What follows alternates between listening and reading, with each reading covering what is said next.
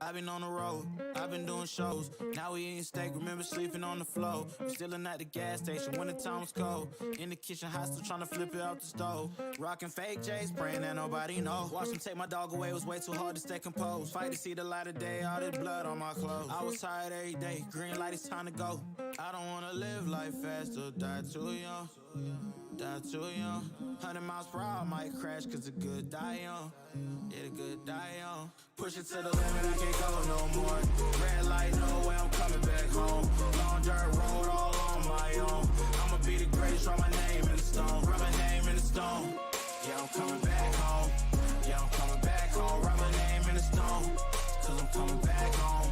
Yeah, I'm coming back home. Right back where I left because I know my people needed me. Diamond in the rough, I don't know what it is they see in me. Go down as a legend in my city cause we beat the streets. Trying to spread the wealth around the block, no I can't keep from me. Told me I should leave, I see the bigger picture and it's way bigger than me. Can't be living like a king, but my people need to eat. If I got it, then you got it, we gon' get back on our feet. And I put that on me.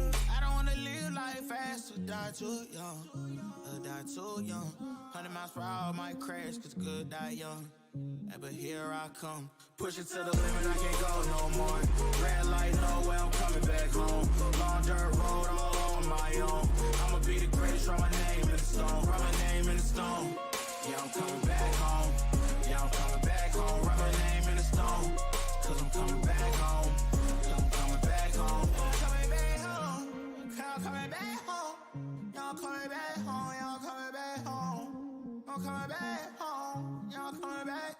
Push it to the limit, I can't go no more. Red light, no way, I'm coming back home. Long dirt road, all on my own. I'ma be the greatest, write my name in the stone. Write my name in the stone. Yeah, I'm coming back home. Yeah, I'm coming back home. Write my name in the stone. Cause I'm coming back home. Yeah, I'm coming back home. Write my name in the stone. Cause I'm coming back home. Yeah, I'm coming back home.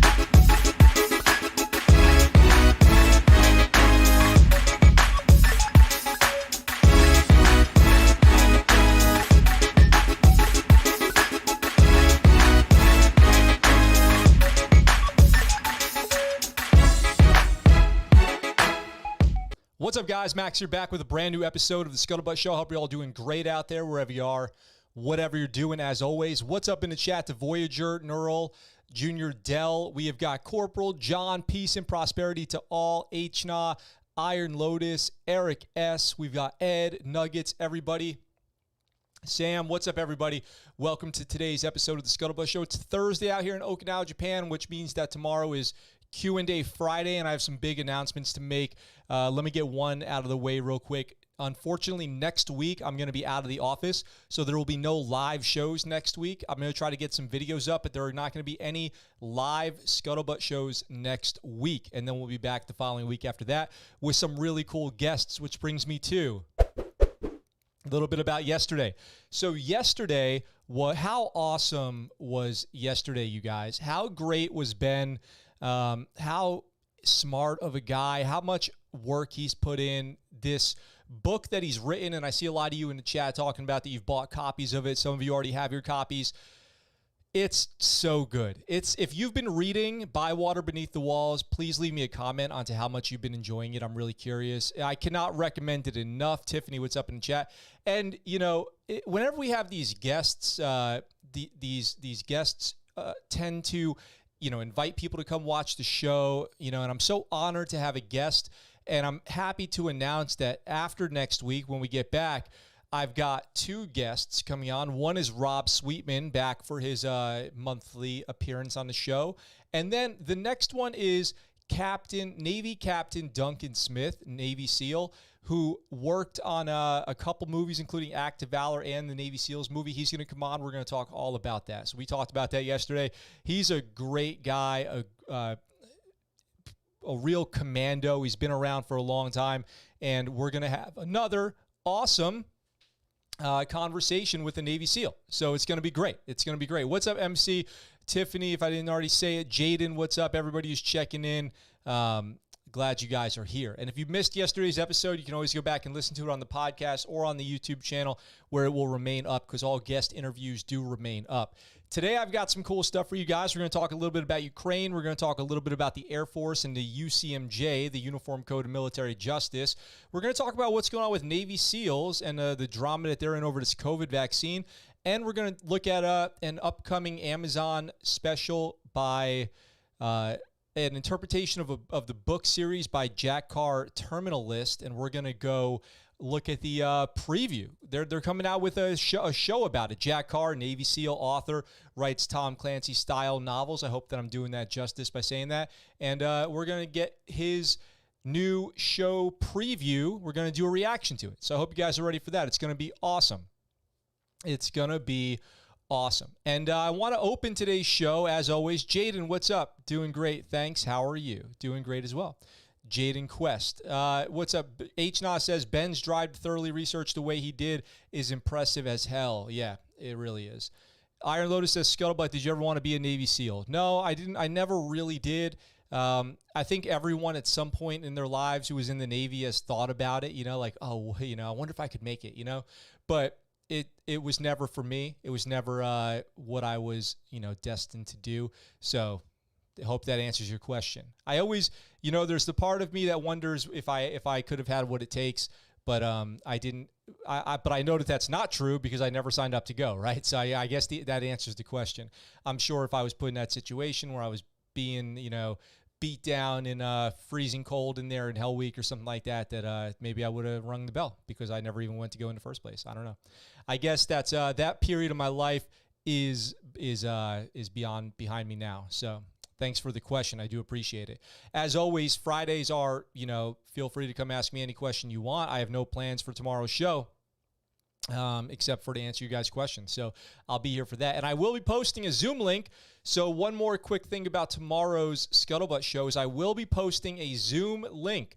So if you want to jump in and leave a comment, say something, appear on the Scuttlebutt show, I'm just going to have that out there. That's up to you. Do what you want with that. Take it or leave it. That's going to be a thing. We'll see how it goes. And I'll start doing that. And if anybody wants to come in and say something about the show, then I'll have it up for that. And I'll be screening, make sure it's all on the up and up, okay? So no jumping on to spam the call. All right, so let's jump into today's first story, which is something crazy out of Ukraine. I'm sure you guys have heard that they're sending, Patriot missiles. They're sending, artillery in. They're sending aircraft over. The Ukrainians are shooting down Russian aircraft. I think they shot down 8 aircraft in the last couple of days, something like that. But this is a crazy story. When you deal with what President Zelensky's been dealing with over there, you hear about all this crazy stuff. Here's one crazy thing coming out of Ukraine. Ukrainian official who attended Russian peace talks mysteriously killed. And this is crazy. This is some espionage, spy, treason type stuff right here. A Ukrainian official who was present during the first peace talks between Ukraine and Russia, which was like a week ago now, was killed during a mission over the weekend. Ukraine confirmed the official was one of 3 spies who were killed, but did not say how. The media reporting that he was suspected of treason. This is crazy. The main Directorate of Intelligence of Ukraine's Ministry of Defense, GUR, first revealed the death of Ukrainian intelligence operative Denis Kiryev in a Facebook post on March 5th. 2 other Ukrainian intelligence operatives, Oleksiy Dalia and Valery Chibinev, were also killed over the weekend, the post stated. Again, if you're here just to watch me butcher names, there you go. They died defending Ukraine. Their deeds have brought us closer to victory, the post read. On behalf of the Central Intelligence Agency, we express our sincere condolences to the families of the victims. Heroes do not die, the post continued. They live as long as we remember them. Glory to Ukraine, glory to heroes. And it says here, Kiryev was not officially listed as a delegate at the February 28th talks between the 2 nations. Oh, wow, February 28th already, so 10 days ago. But he appears in several photos and videos at the event in Homel, Belarus. His role at the talks is unclear. A journalist whose name is Vladislav Davidson kind of broke the news here, seems to have broken the story that Kiryev was reportedly killed by the Ukrainian SBU intel service while resisting arrest after being suspected of treason by the Ukrainians. So what they're saying here is this one operative of the Ukrainian intelligence agency here was being charged with treason against Ukraine, so an insider threat. And when they went to go arrest him, there was some kind of, resistance, some kind of conflict, and it ended up with him being killed. The New Voice of Ukraine reported, which is a media outlet, reported that Kiryev was secretly holding phone calls with Russia, giving them secrets. The greatest threat's always an insider threat, right? They say loose lips sink ships. You take those OPSEC classes, and you always got to look out. Insider threats are definitely dangerous. The United States has insider issues that we've arrested and sentenced spies in the United States in the last few years. A bunch of people have been arrested and charged with treason for selling secrets to China. There was that married couple who were selling secrets of the nuclear submarines to, was it Russia or was it China? You guys remember that story a little while ago? A husband and wife duo. So this is a very real thing. This is a very real threat, and Ukraine is reportedly experiencing insider threats. Now, is this like in the Matrix, where the one guy gets, brought up and says, hey, we'll give you this great life. You'll have everything you ever wanted. Look, you're losing anyway. You're going to lose. So why go down with the ship? Why not just, do what's right for your family? We'll make you wealthy. You'll live in a palace. All you have to do is give us the secrets so we can end this. And not only that, but we'll end it more peacefully because we'll end it faster and less civilians will get killed. You'll really be a hero for Ukraine and a hero for Russia.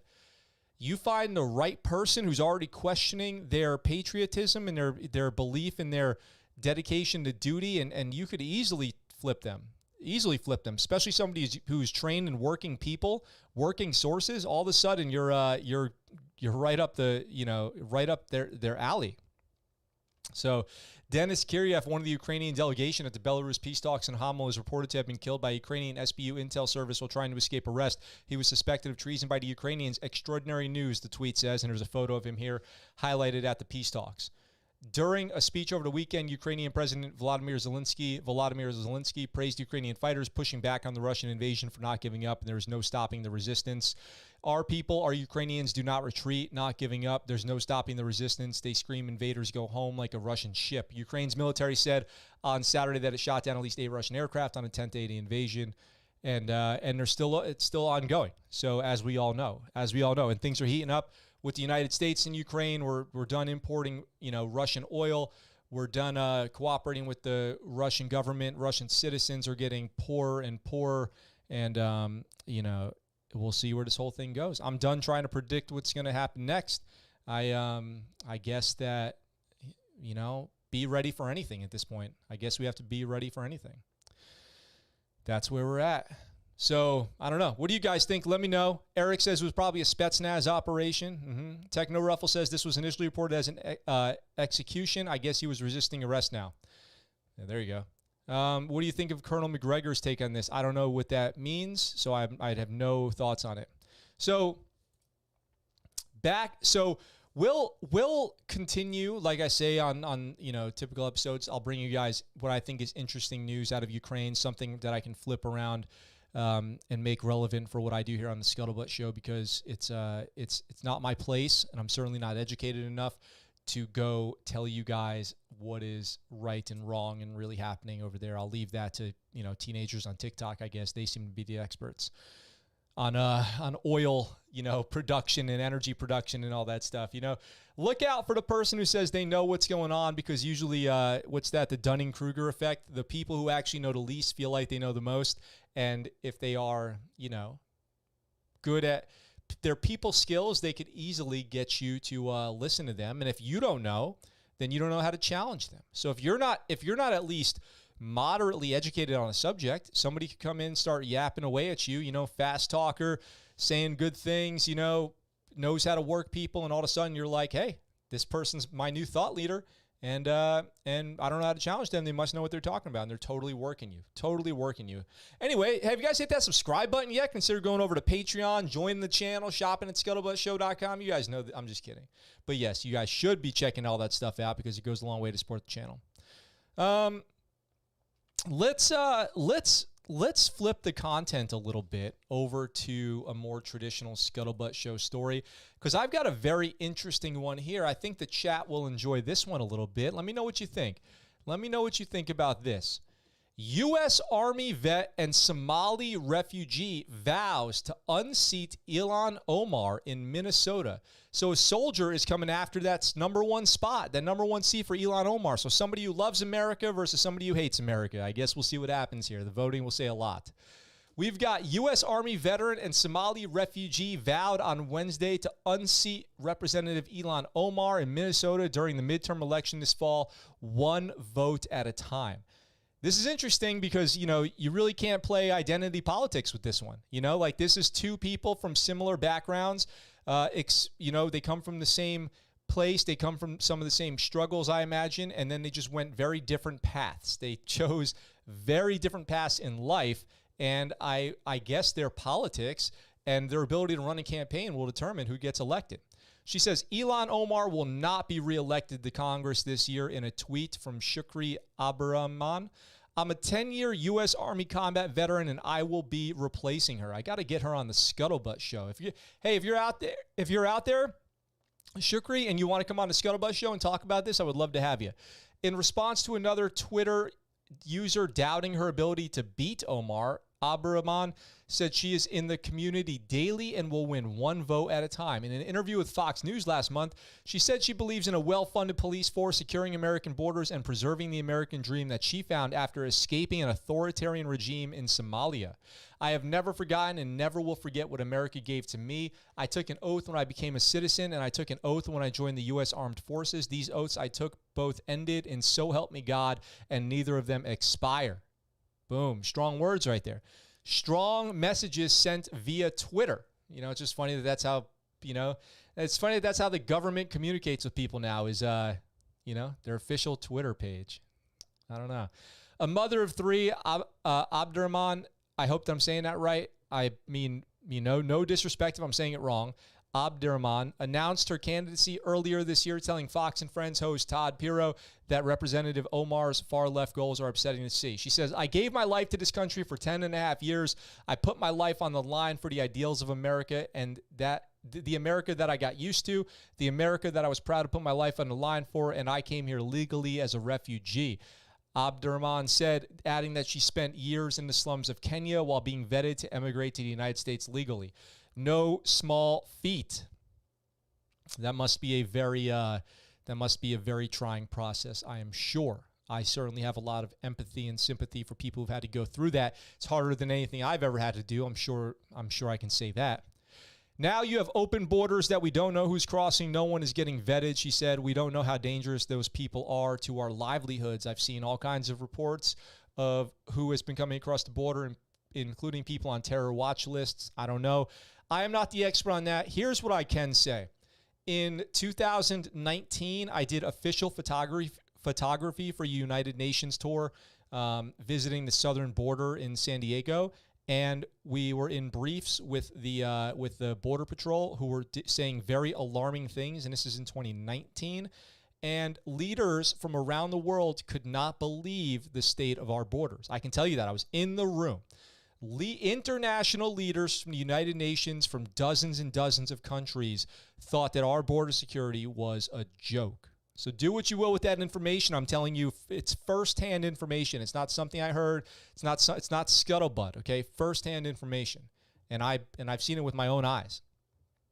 That we need to do a better job of understanding who's coming across the border on the southern end of the United States of America. Of course, that's important. Of course. I mean, people, there's this thing going on right now I've seen New York, and there's other, I believe, laws already in place for voting in local elections and stuff, that you don't need to be a citizen to vote in the local elections. If somebody says that they believe that you do not need to be a citizen in local elections, if that's somebody's feeling, I would ask them this: why is it so important to you that Australians vote in your election? And they would be, of course, confused. And I would say, seriously, I mean, what is it? Why is it just so critical that Australians vote in New York City? And they would say, I don't understand why you're asking about Australians. And I said, wait, do non-citizens only come from one country? What country are you referring to? And then I would let them take it from there, right? Because people talk about how they stand up for their values with these kinds of things. They stand up for their ethics, but really they're only standing up for their partisan politics, and that's the truth. Anyway, off my soapbox, back to this thing over here. She says, I don't believe that vetting is racist. I don't believe securing our borders are racist. People need to come the right way, and our nation needs to be kept safe. All of our politicians, government leaders have a responsibility to protect our sovereign nation and our people. Last week, Abdurrahman posted a political advertisement on Twitter highlighting her difficult early years in Somalia and how her life has led her to run for Congress. Ilhan Omar was given a second chance when America took her in, but chose to ridicule the very country that saved her life. So let's watch this video that she has here on her Twitter page. It's her advertisement for herself, I guess. So this should give us a decent amount of information here as to what she's all about. Let's check it out. My father was taken in the middle of the night by Mohammed Siad Barre's regime. Eventually, he was returned to us, but Barre's men had poisoned him for refusing to join his regime.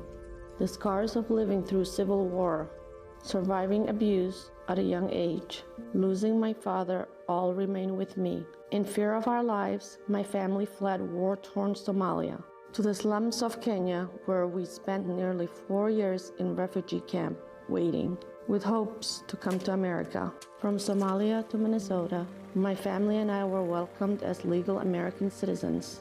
America had saved my life, the land of opportunity.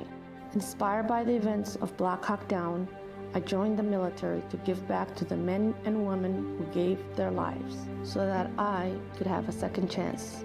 I served over 10 years as a United States soldier. I was deployed to Iraq, where I fell in love with a fellow soldier and gave birth to 3 beautiful children. But they lost their father to PTSD and the pains of war. My husband was a different person that we no longer recognize. It wasn't easy surviving domestic abuse and taking on my newfound role as a single mother, struggling to care for them, at one point homeless, living in our car, poor and tired. But my hand is not out. I still believed in the American dream, resistant to become helplessly dependent on a system I have seen vulnerable communities and so many of my brothers and sisters become enslaved to, rather than empowered to truly prosper in the land of the free. Our lives, our pride, and dignity can no longer be bought in exchange for votes that only keep the elite in power, who disappear and abandon us after election season is over. The self-aggrandized political class who do not represent the people. My name is Shukri Abdurrahman, and I'm running for Congress in Minnesota. I am a survivor, a refugee, a mother, a Black Muslim, but above all, I am a Minnesotan and an American, just like you. Whoa, I was not expecting that. What did you guys think of that? Let me know in the comments. That was heavy. Wow. So shootforcongress.com. Holy smokes. If you're out there, I'd love to talk to you on the Scuttlebutt Show. Hit me up. Whoa, that was heavy. I was not expecting all of that about her husband, the father of her children. Jeez.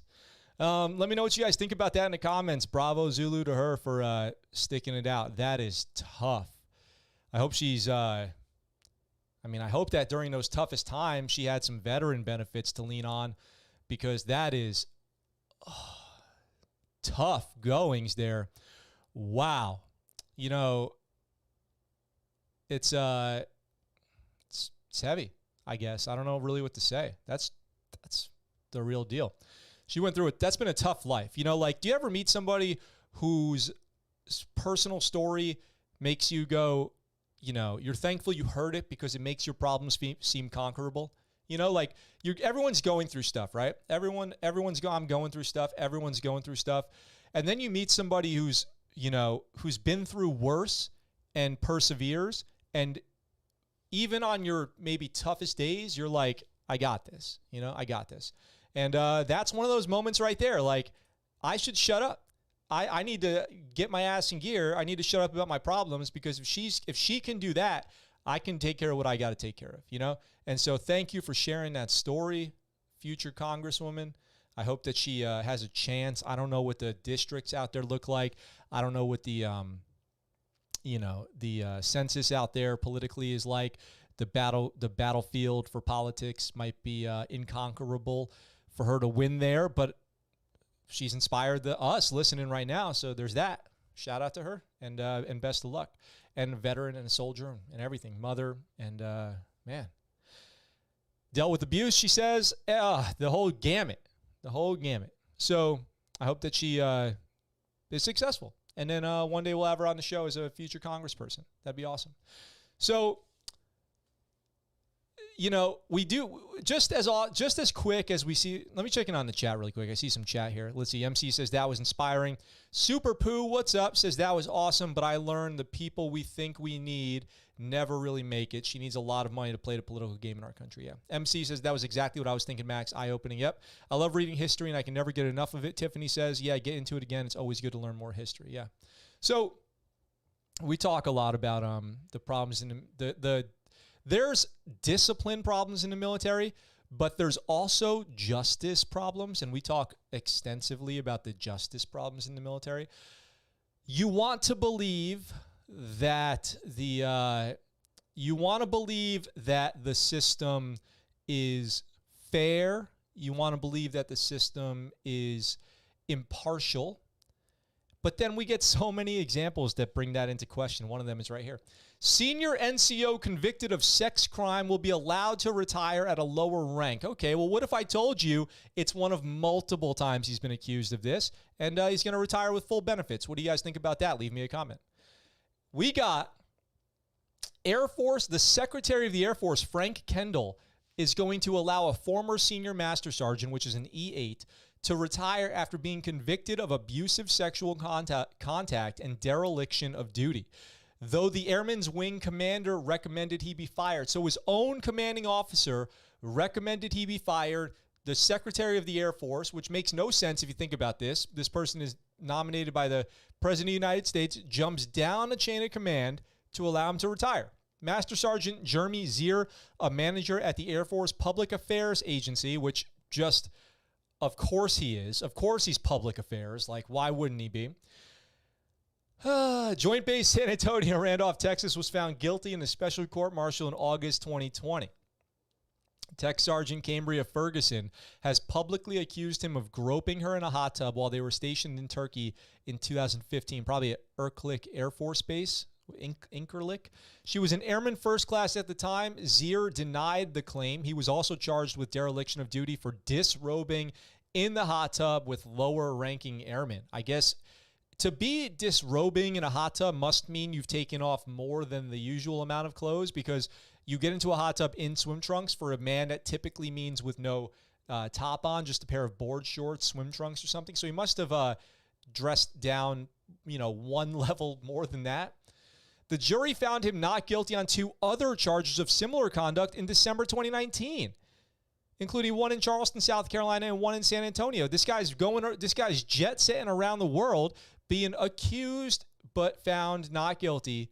That's important fact here, of similar behavior, but then is found guilty of a similar charge later. So what does that mean? Does that in your mind, it means nothing legally, but in your mind, does that add legitimacy to the other charges, the fact that he was eventually found guilty of it? As a senior non-commissioned officer, Sergeant Zier had a special responsibility and duty to protect and look after the airmen under his authority. Sergeant Zier's misconduct against a fellow airman violated that trust and his duty as an Air Force leader. Such conduct is unacceptable, does not meet Air Force standards, and won't be tolerated. An administrative discharge board decided in December 2020 to keep Zier in the Air Force. Could have gotten him out then. In April 20, so the system kept him in. He assaults someone. In April 2021, 502nd Air Base Wing Commander Brigadier General Caroline Miller sent the case to Kendall to review and potentially reverse the outcome. Zier then asked to retire instead of being discharged, complaining that the Air Force was trying to push him out without a pension. I mean, you've been charged 3 times with this indecent conduct, and you're saying that the Air Force just wants to, prevent you from getting your pension. You know what the military pays in pension every day to people? I don't think yours was the drop in the bucket that would overflow it. Zier was slated to become a Chief Master Sergeant, that's an E9, but will finish his career as a Tech Sergeant, that's an E6. After being twice demoted over the course of his prosecution, the jury at his court-martial reduced him to Master Sergeant instead of issuing jail time. Kendall will now demote him to Tech Sergeant as well. The consequences of Sergeant Zier's conduct were thoroughly considered in criminal administrative forums and finally by the Secretary in accordance with the law and process. From Air Force spokesperson Rose Riley, the Secretary's decision to demote Sergeant Zier will carry significant loss of retirement income over the course of his lifetime. The Air Force has not set a retirement date yet, but at least, the world knows who he is at this point. And the military would never, ever, ever let somebody who was like an E4. You ever feel like, I often feel like the world is literally 180 degrees out of sync. You know what I mean? Everything feels exactly, perfectly the opposite of how it should be. Senior leaders are expected to maintain the highest standard.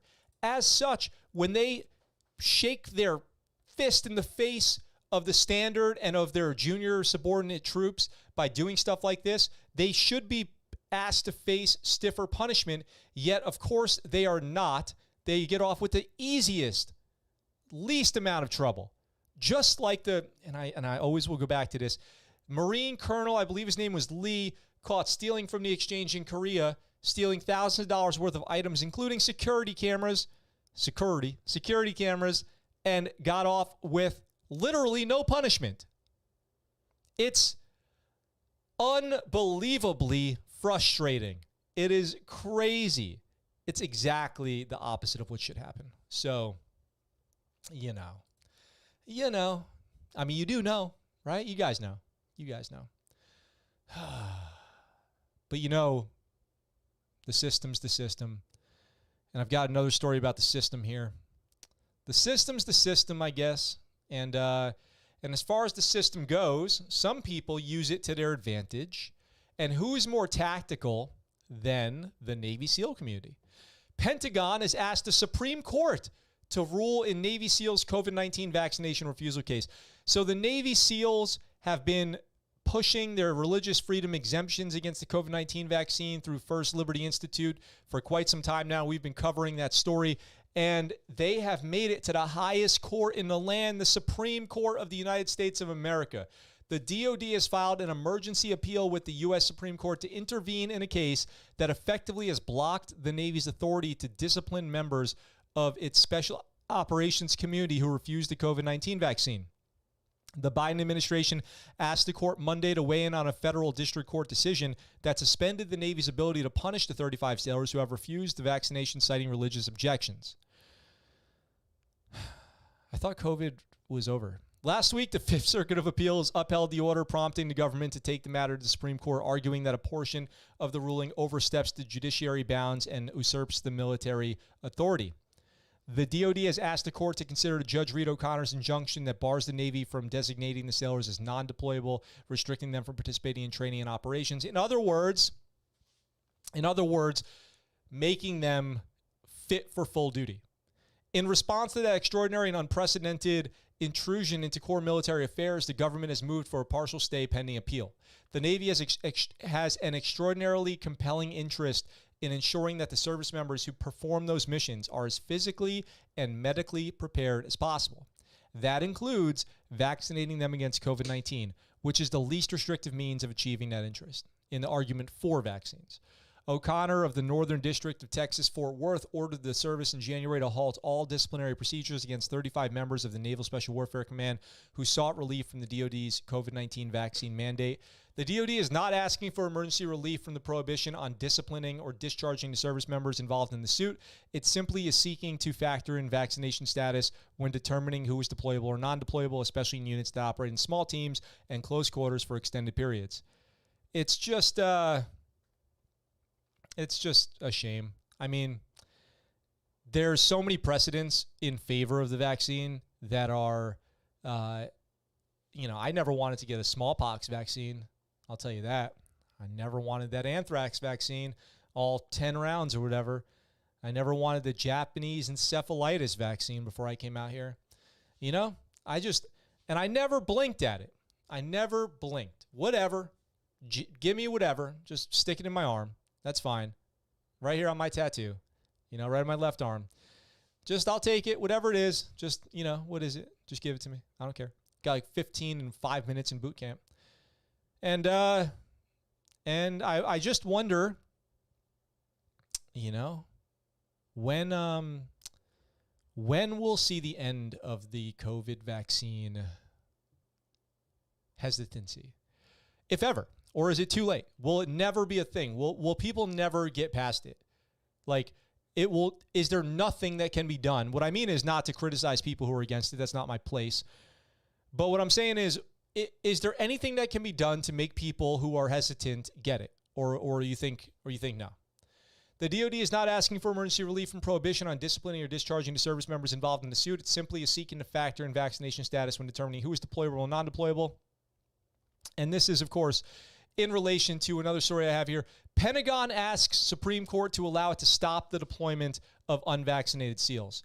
So it's gotten to the point now where these SEALs are going to be put on rotation for operations, but they're unvaccinated. And can the president and the DOD jump in and stop them from being deployable?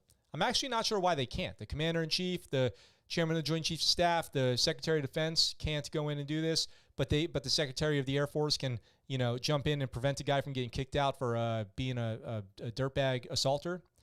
The Biden administration is asking the U.S. Supreme Court to reinstate a major portion of its program mandating the members of the military to be vaccinated against COVID-19. So this is just a follow-up to this story.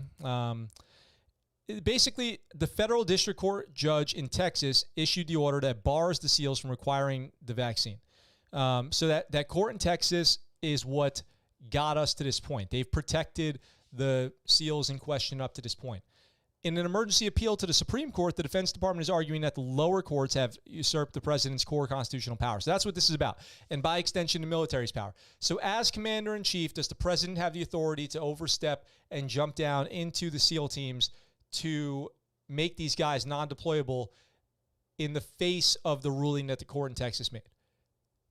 And I guess you got to go back to, most recently when this exact situation as far as the president jumping into the SEAL teams was last, Trump and Eddie Gallagher, where he went in and said, no, he's getting retired with his trident and everything. I think that the president probably can do that. I don't know. My guess, if I'm totally guessing, if I really don't know and I'm totally guessing, I would be shocked if the president can't do that, is what the Supreme Court argues. So we'll see. Have you ever wondered if the president of the United States was on a battlefield somehow and there were troops there, if he could start giving orders, if they would have to follow it, as opposed to they're, OIC. They would just do whatever the president says. Do you think a president would ever try something like that? Like, hey, I'll take it from here, Captain. Give me the map. I'll land nav us out of here. I'll just, let's see. What is it? What I heard dog in the doghouse one time and we should be fine, I don't know. What do you guys think? Let me know. So one SEAL has already been forced out. I'm sorry. One SEAL has already been forced against its best judgment to deploy an unvaccinated SEAL for duty on a close-quarters submarine.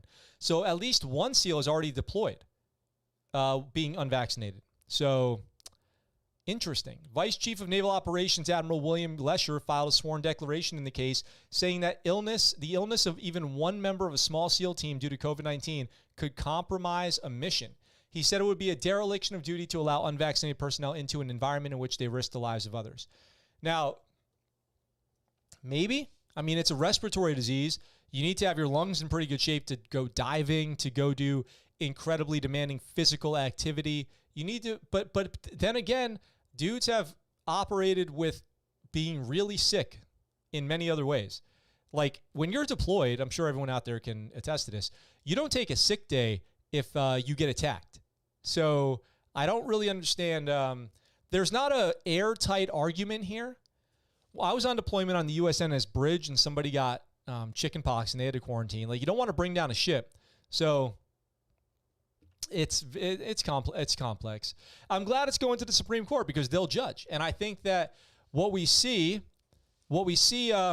if the Supreme Court rules that these guys get to stay in the Navy, I wonder what kind of ripple effect that has for everyone else with a pending COVID-19 waiver. That'd be curious. Federal District Court Judge Reed O'Connor invalidated the vaccination mandate, finding that the challengers prior to the mandate had carried out their job safely. O'Connor said that the Navy lacks compelling interest in mitigating the risk of COVID-19 because SEALs face other hazards, including everything from gunshot wounds to parachute accidents that may create risks of equal or greater magnitude than the virus. He further said that allowing one service member to remain unvaccinated would not prevent the Navy from achieving herd immunity, given the high level of compliance in military services. I don't know about all that. Not making any comments. No, I'm not making any personal additions to the medical facts stated here. I don't want to get canceled. We're already right on the edge there sometimes when we talk about this stuff. I'm just trying to advocate for the military here. Just trying to have a serious conversation about the effects of mandates in the military. All right, YouTube? All right, please don't cancel me. What do I think? There's something in the military called ORM, Operational Risk Management. It's exactly designed for this type of situation. And you identify hazards, you assess the hazard, you make risk decisions, you implement controls, and then you supervise. In the case of COVID, the hazard is COVID. The assessment of COVID is it's a probably mild hazard. You make risk decisions. Hey, is the risk of contracting and spreading COVID greater than the risk of not doing our missions? Or can we do the mission without this guy? This guy's unvaccinated, but maybe he's the best at underwater demolitions.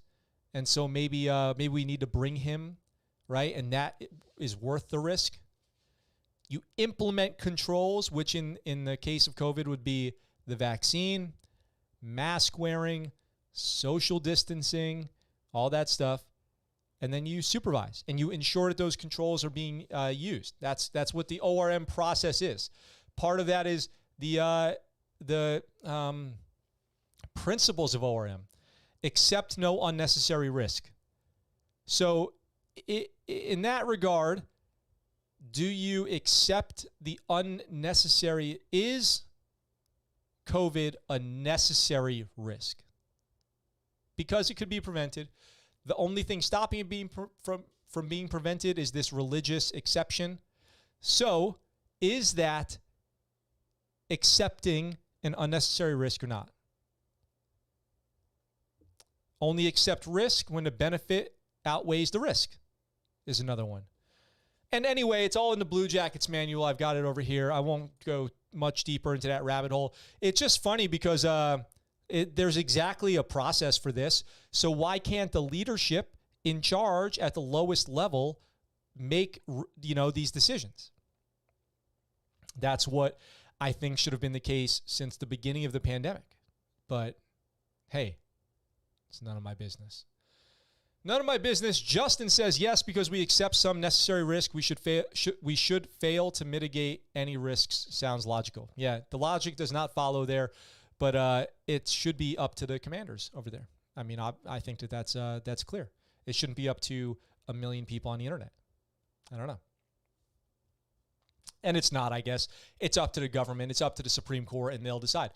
And my question then is, will you accept the decision of the Supreme Court if they rule in favor of the religious exemption? Or are you already preparing to battle it?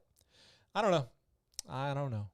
And at one point, is it just a measuring contest, if you know what I mean? At some point, it just becomes that. Good news, interesting news.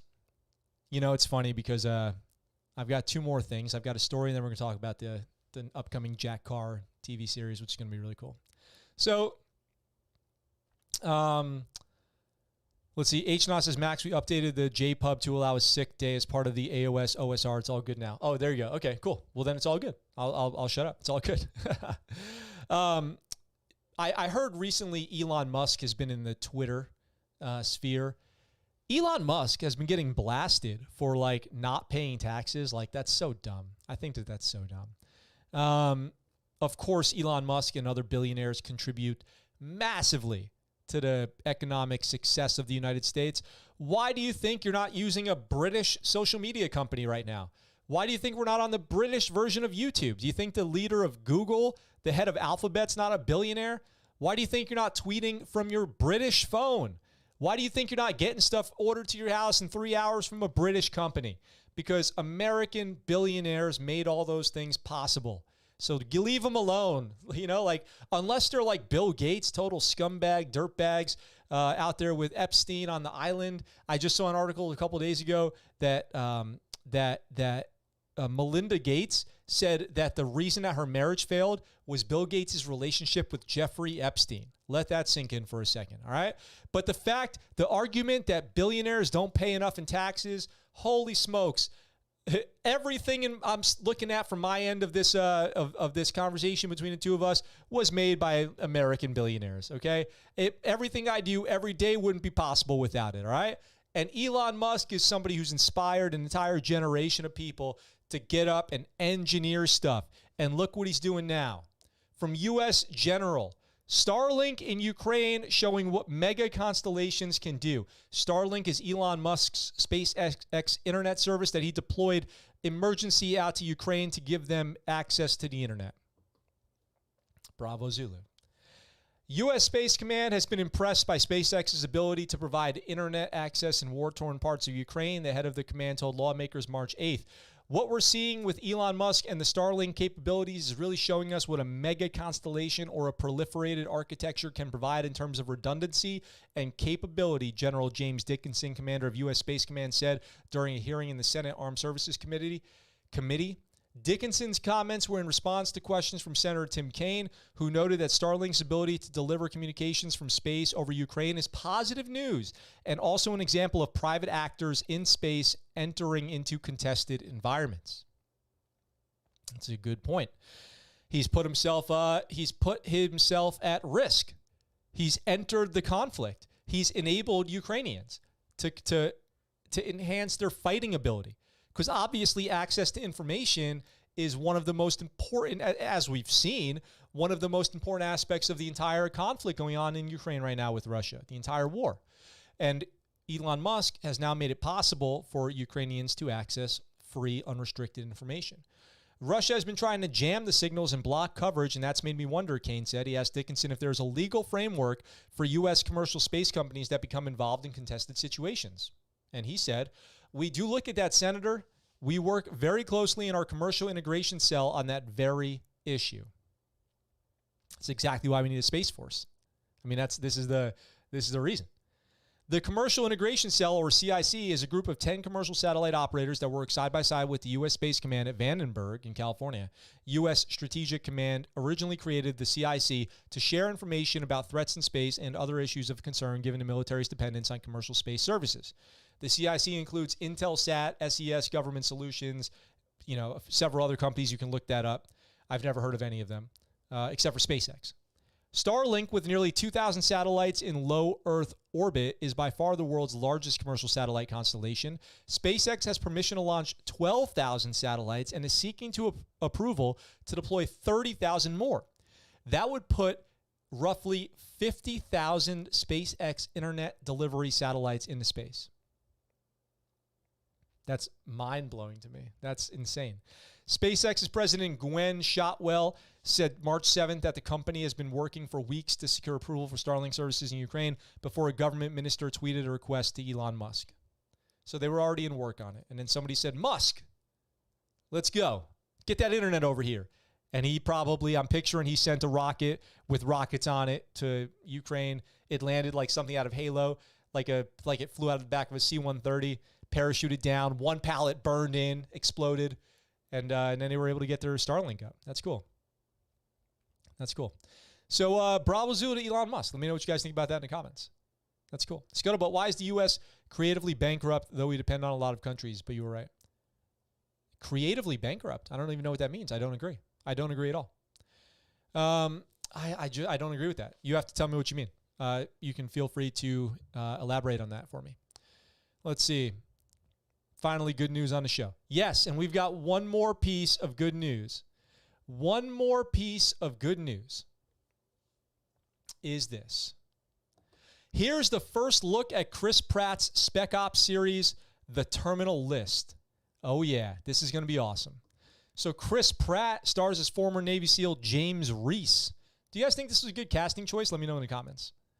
We've got Prime Videos going for the long and slow rollout of its series, The Terminal List, based on former Navy SEAL Jack Carr's best-selling series of books about lethal operator James Reese. The show is set to premiere July 1st, 2022, just in time for you to binge it on Independence Day. Amazon Studios has released a first-look trailer for the show, and it's only 15 seconds long. And we're going to watch it here in a second, because also there's another announcement. Chris Pratt plays Reese, a former SEAL who's on a mission to track down everyone who's responsible for an attack on his family. There's probably some Taken joke to be made there. Carr is set to release his 5th Reese novel, In the Blood, on May 17, 2022. That's only in a few weeks. That book has a trailer that's a full minute long, even though the trailer says April 12th. We've confirmed May 17th. So let's first watch the trailer for his new book, which is going to be called In the Blood. Let's watch this. Wow, it's so relevant.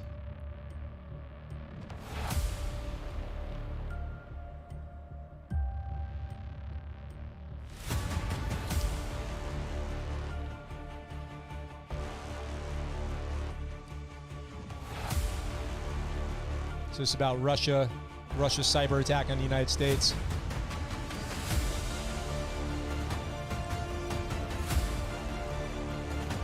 America spying on its citizens.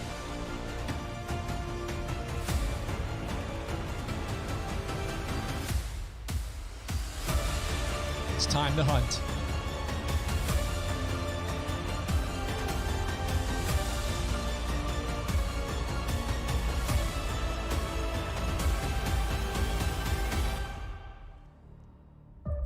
All right, so we've got that book, In the Blood, coming out May 17th. But the Terminal List is the one I have over here, and I've got it queued up ready for us to watch. And so if you guys are ready, I would love to show you the basically 15 seconds of footage that we have for Jack Carr's The Terminal List.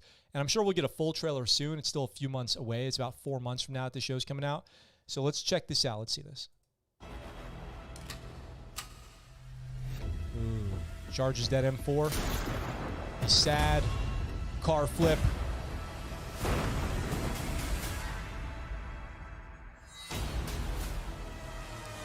Hatchet kill. All right. Here, let's watch it again. I guess we have to watch it twice.